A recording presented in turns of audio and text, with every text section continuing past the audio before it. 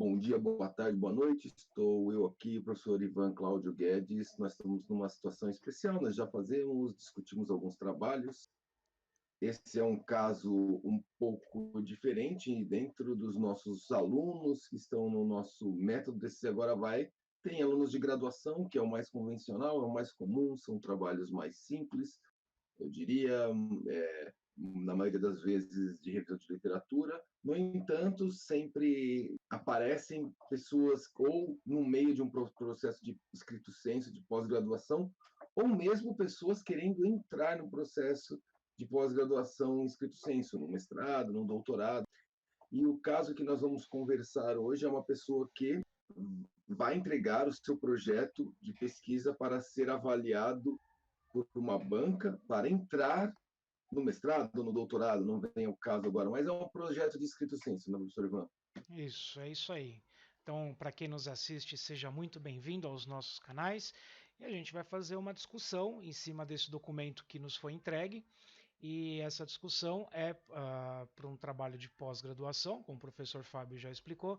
No TCC Agora Vai, nós temos vários alunos de mestrado e de doutorado, e é claro, essa é a vantagem de nós sermos da área acadêmica. Então, a gente não tem um método pronto e fechado, né, que só serve para revisão bibliográfica. A gente trabalha com pesquisa, a gente estuda, e aí todo esse conhecimento que a gente vai adquirindo e as nossas experiências no decorrer do tempo, a gente usa para auxiliar os nossos alunos. E aqui nós temos uma situação de um aluno que está ingressando então no mestrado e ele precisa arrumar o projeto de pesquisa dele, porque esse projeto de pesquisa é a porta de entrada dele para o mestrado. Exato. A gente já teve algumas conversas com ele está dentro do curso, do método, para acertar algumas coisas do projeto também, mas vale ressaltar, como a gente está falando do projeto de pós-graduação, tem alguns adendos. Então, existe não é exatamente uma matemática, mas os orientadores de pós-graduação, eles têm que publicar para ter essa sua manutenção dentro de um programa de pós-graduação.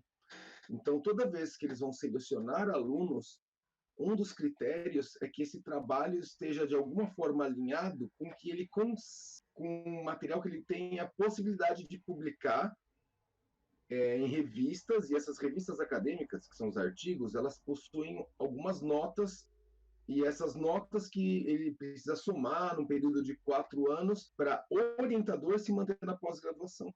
Por que eu estou falando isso? Porque a gente vai analisar esse projeto sob o nosso olhar, mas algo que já foi falado com essa pessoa é ele conversar e literalmente investigar os seus possíveis orientadores, porque sempre que ele puder alinhar o trabalho dele com os próprios orientadores, isso ajusta ele um passo à frente para chegar mais perto de conseguir entrar nesse mestrado. Então, assim, além do projeto em si ser bom, mas ele é alinhado com algum orientador.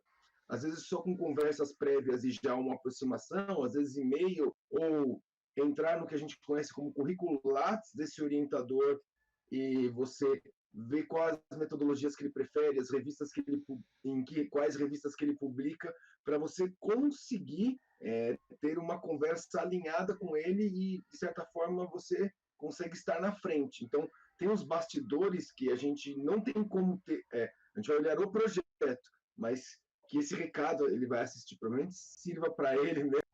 No sentido de que é importante ele pensar nisso na hora da elaboração do projeto, ou você que está assistindo, fala assim, ó, putz, o que eu tenho que pensar na hora de elaborar um projeto? Pensa quem será seu possível orientador daquela pós-graduação, se você já tem uma conversa com ele.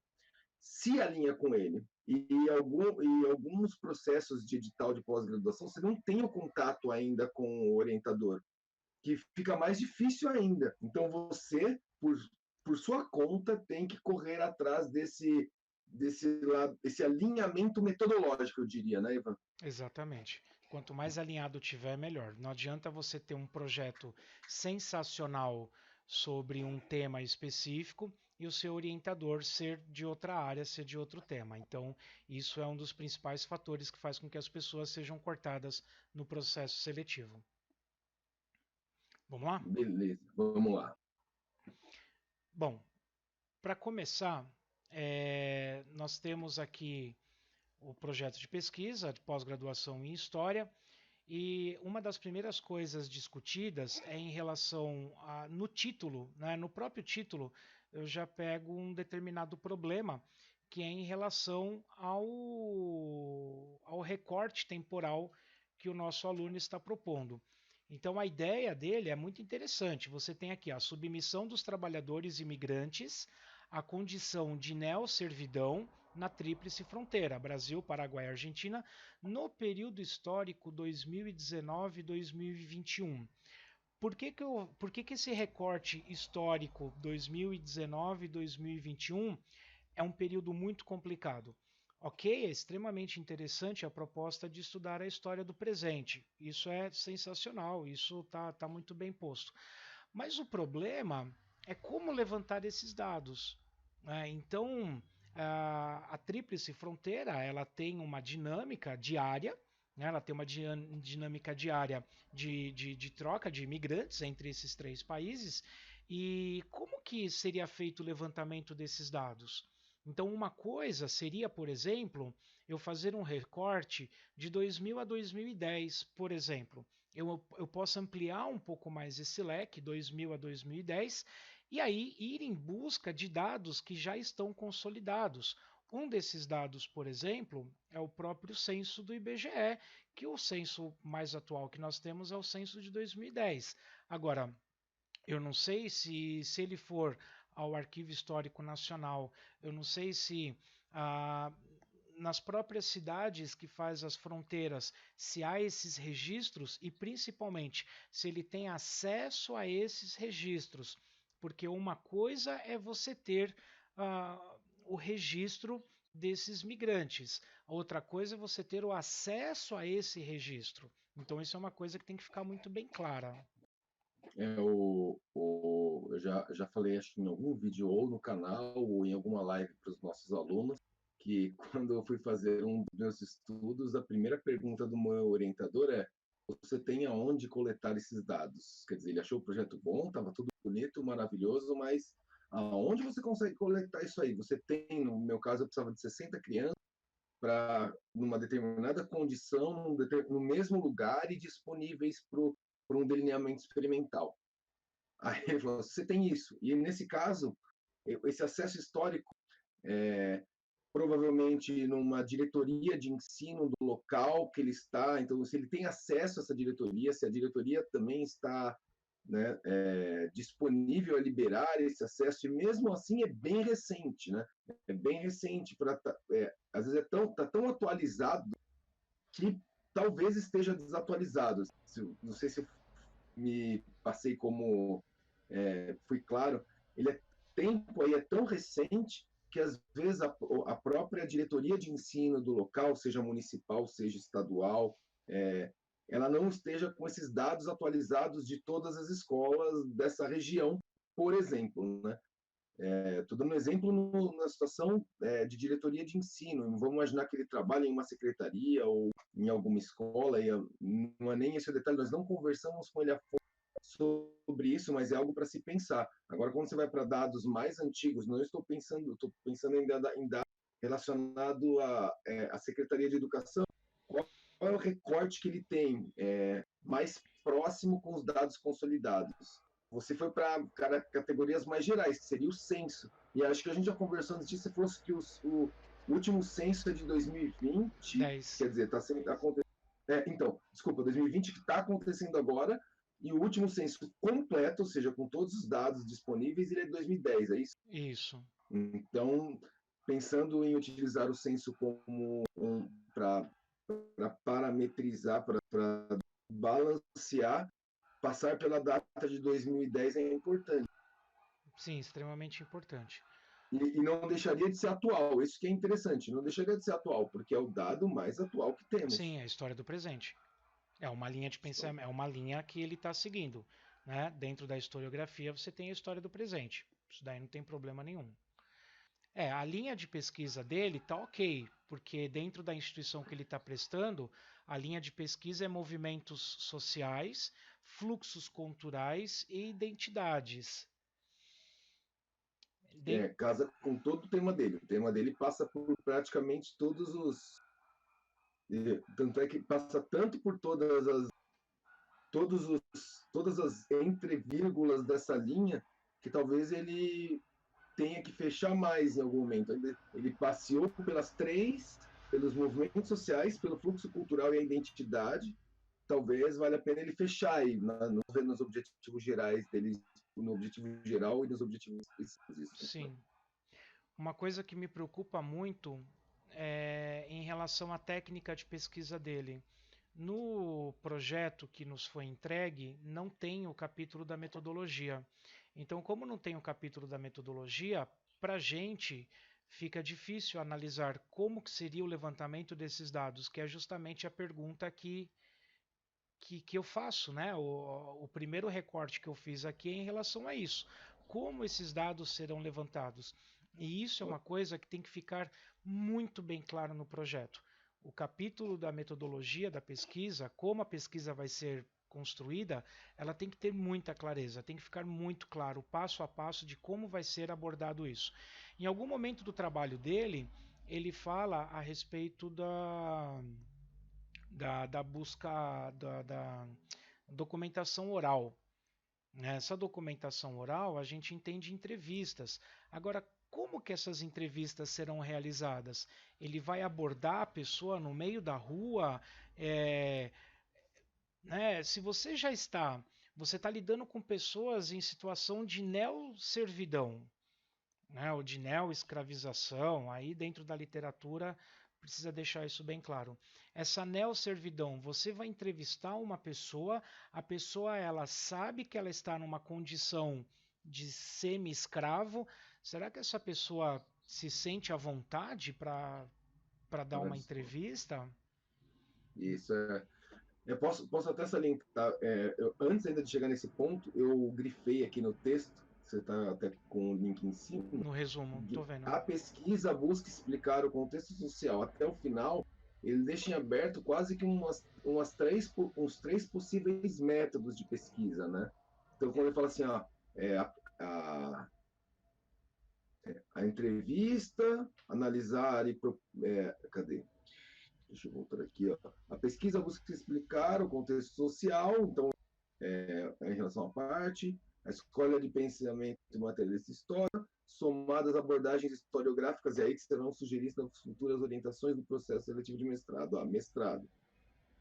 Através de confrontação de dados fornecidos por órgãos oficiais, ONGs, né? Então, aqui ele já traz algumas coisas e depois ainda aparece a possibilidade das entrevistas. Então, a entrevista é um método no meio de várias possibilidades que ele apresentou aqui. Sim, e isso ele tem que deixar claro como ele vai fazer. Claro que não é no resumo que se coloca isso, né? Obviamente. Isso. Agora, uma coisa que me chama atenção aqui é. Cadê? Onde ele coloca outros métodos historiográficos. Ó, somada a outras abordagens historiográficas que serão sugeridas nas futuras orientações. Cara, eu não sei se eu deixaria assim na subjetividade. Eu não deixaria na subjetividade, sendo que eu estou apresentando um projeto. Uma possibilidade que eu penso aqui, e aí eu volto, que eu falei logo no começo do vídeo, é olhar as metodologias que os possíveis orientadores dele fazem. Isso, já que ele trouxe duas, três possíveis metodologias, ele fechar o problema e, na metodologia, ele propor possibilidades sob o olhar X. E aí ele traz uma metodologia, por exemplo, a partir de órgãos oficiais. Sob o olhar Y, que seria, de repente, o olhar do principal envolvido. E aí ele deixa claro que isso será definido a partir das orientações, a partir da entrada no processo de mestrado. Mas aí ele tem que consolidar lá na metodologia os possíveis métodos com quem seriam para resolver o mesmo problema. E aí esse problema se ajustaria futuramente. Aqui ele deixou muito amplo, muitas possibilidades. Pô, tem um monte de coisa para fazer aqui. Sim, tem bastante coisa para alterar. Eu estou procurando aqui no edital a parte das orientações do projeto de pesquisa. mas ele vai de uma entrevista a órgãos oficiais, e você viu que ele nem falou, eu falei de Secretaria da Educação ali, mas ele fala ONGs de apoio, no período histórico compreendido, de apoio ao imigrante, né? Que eu acho que essas entrevistas talvez poderiam ser em relação a essas ONGs, só que eu não sei se essas ONGs elas apresentam documentos, a não ser a própria entrevista. Tem que ver Aí é se um ele tem desconhecimento. acesso, se ele tem acesso a elas. Dentro das orientações para a proposta do projeto de pesquisa, há um capítulo que se chama Fontes e Metodologia, a Fundamentação Teórico-Metodológica, onde ele deve apresentar a revisão da literatura juntamente com a parte metodológica, né?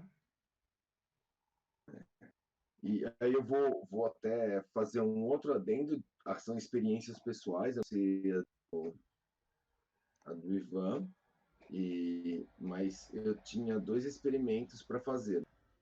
E lembra que eu falei para vocês que foi me perguntado se eu tinha as crianças, e até um momento eu tinha. Só que eu não contei a parte interessante, que eu perdi essas crianças e tive que arrumar. Basicamente, foi mudança de prefeito em São Caetano do Sul. A Secretaria de Educação tinha permitido que eu fizesse em 2 escolas esse projeto, que eu tinha que fazer o meu experimento dentro da escola, no cotidiano de aula, e usaria as aulas física para propor aquela experimentação que não era educação física. Isso estava tudo autorizado, inclusive com uma carta, só que era do prefeito e do secretário anterior. O que aconteceu dentro do meu processo até a qualificação é que mudou o secretário e o prefeito. E eles não autorizaram essa coleta de dados. Aí, por sorte, numa situação divina, uma amiga era prefeitura de São Paulo, de uma escola em Pirituba, e aí lá a escola autorizou fazer a mesma coisa. Então, a diretora da escola autorizou, os professores de educação física, eles toparam, eles abraçaram toda a causa, e eu consegui desenvolver durante 8 semanas o processo lá, o experimento. Então, eu retomei aquela pergunta inicial, só que eu fui pego de surpresa. Quando você vai escrever aqui, ó, terei dados oficiais de tal instituição, quando a gente vai para comitê de ética, você já precisa ter a carta e eu tinha essa carta de aprovação da cidade, autorizando, e ela não autorizou. Então, provavelmente, você vai mandar no comitê de ética que você vai coletar em tal ONG, em tal lugar, e tal pessoa assinou, e isso é importante, até nesse processo de entrada, pelo menos essa conversa prévia com nomes, com um pré-aceite, porque isso dá credibilidade. Não, então, essa história que eu contei, assim, às vezes tem uma carta prévia, se ele tem contato com pessoas que possam disponibilizar determinados dados, determinados documentos, e elas são responsáveis por determinadas áreas, de repente ele tem uma carta de aceite de que ele conseguirá ter acesso, é importante para Sim, dar credibilidade à sim, metodologia dele, que é uma coisa que ele até tem que apresentar no comitê de ética posteriormente, né? exatamente. Então, ter essa documentação em mãos é importante. Se ele falar assim, tem um amigo que trabalha em tal É, lugar, então já falar com esse amigo se ele conseguiria uma carta de falar assim, não, você terá acesso a esses dados, e desses dados você tem isso, por exemplo, se for dado documental. E aí isso já o orientador que vê o método dele fala, ele vai pegar aqui, ó, e com já tem uma carta. Isso dá credibilidade que o projeto dele tem condições de andar. exatamente. Se ele colocar isso em anexo, já fica muito mais delimitado, já demonstra que tem muito mais relevância, que tem muito mais, tem um alicerce, não está no campo do achismo, né? Tem um alicerce. Fala, olha, eu tenho acesso a isso, eu tenho uma certeza disso, eu vou fazer isso, né? Então já dá ele já fica um projeto mais concreto, não está no campo da eu vou ver se eu consigo, vou ver se eu faço, eu pensei dessa forma, né? Isso é muito importante. Os dois principais aspectos que eu vejo no projeto dele é isso, é melhorar o embasamento metodológico e eu sugeriria alterar o raio dele. Ao invés de 2020, 2021, fazer pegar algo que já tenha dados mais consolidados. Consolidados, mais consistentes, né? Sim, E, e pensando num cenário que ele não consiga muitos dados desse tipo, passar por 2010 ele consegue se aproveitar do censo para ter material para trabalhar também, né? Que exatamente. são dados públicos com maior facilidade de acesso. Exatamente. Ele pode, tem várias coisas que ele pode pensar, né? Porque é óbvio, quem trabalha em regime de superexploração ou semi-servidão não tem carteira assinada, não tem registro de trabalho. Agora, como que ele levantaria esses dados, né, desses empregos? Que é um Então, dado dos, são coisas que são coisas que a gente precisa debater. né, eu consigo. Nós moramos em São Paulo e eu moro no bairro, não sei, Guarulhos, eu moro no bairro, no Belém, próximo ao Brás, que tem muito, mas muito boliviano Uhum. e que trabalham em casas. Você consegue encontrar esses bolivianos em dois lugares, facilmente, no parque aqui embaixo e no cartório, porque eles ficam enclausurados em casa, trancados, trabalhando, e a gente não sabe nem em qual regime, em qual situação eles trabalham, que a gente percebe que eles têm muitos filhos. Como faria pesquisa com esse tipo de pessoa que vive num...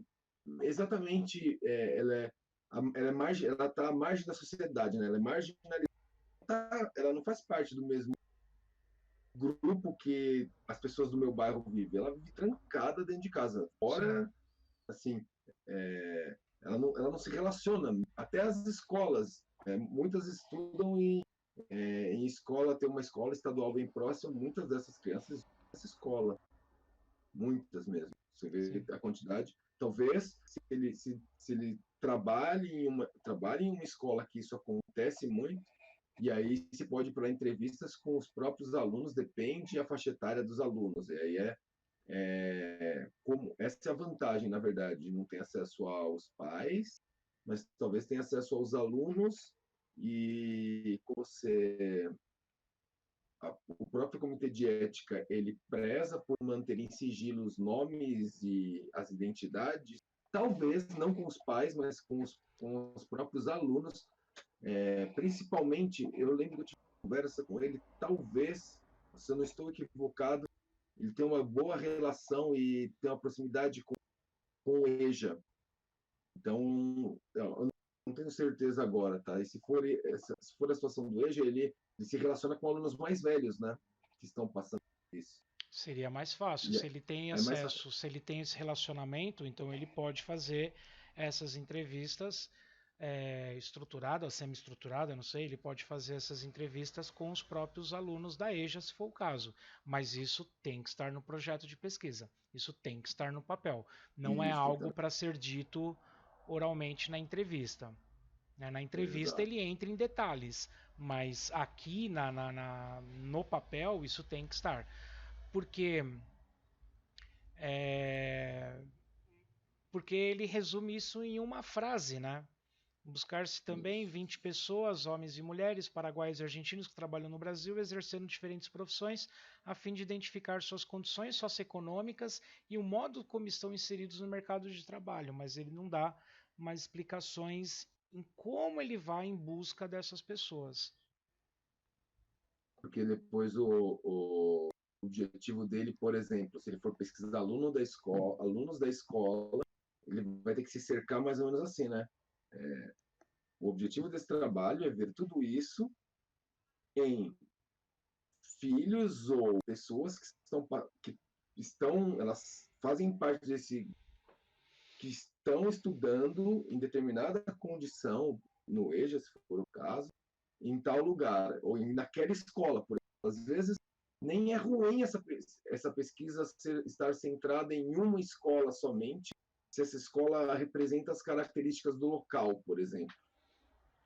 Eu entendi aqui que ele vai focar em uma cidade apenas, né? Né? A cidade, assim, é uma cidade. Ele vai focar em uma cidade, e aí é óbvio que esteja. Se ele atuar nessa escola, melhor ainda, porque aí ele passa a ter acesso a dados, né? Sim, sim. E eu acho que daqui vale a pena a gente olhar só os objetivos gerais e específicos, né? Não, não vale a pena a gente já discutir. Eu tô vendo. Aqui porque a gente do resumo vai para a revisão de literatura. Eu acho que aqui tem pouca interferência, porque lembrando que a revisão de literatura justificativa é o que faz com que ele esteja com esse objetivo naquele momento. Então, isso ele tem que ter bem claro, como justificar o trabalho, como eles conseguem justificar o trabalho e a introdução. Então, a gente está indo para o objetivo geral e os objetivos específicos. E é importante que o objetivo é você olhar para a metodologia e se essa metodologia consegue dar uma resposta para o objetivo geral e para os objetivos.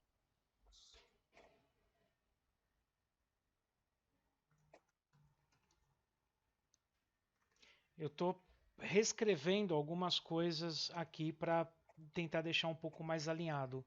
Por quê? Olha só, no objetivo geral, analisar se existe uma neo-servidão ou superexploração ou trabalho análogo à escravidão na região da Tríplice envolvendo os imigrantes de origem paraguaia e argentina no período de 2019 a 2021.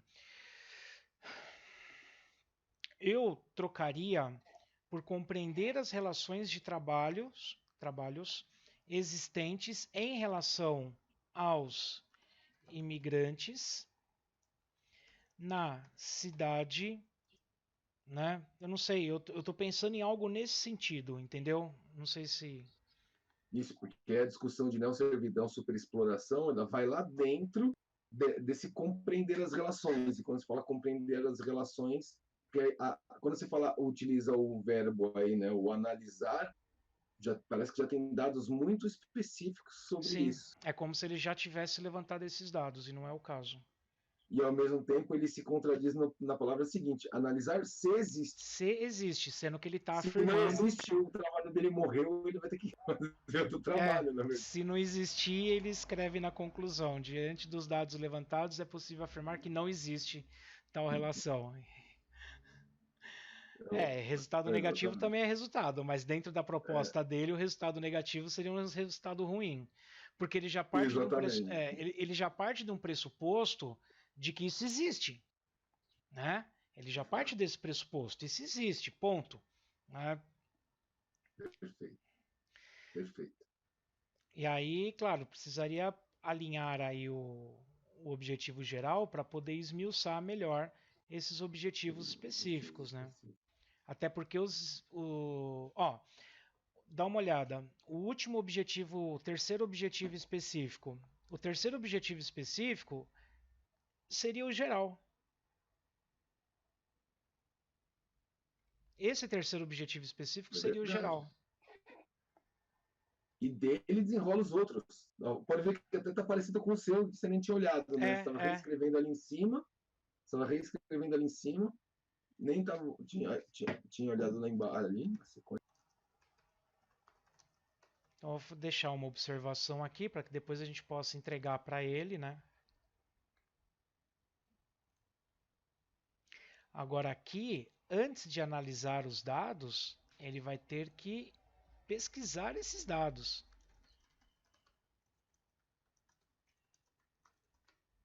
Isso os objetivos específicos passam por levantar dados, sejam dados oficiais, Isso. sejam dados por meio de entrevista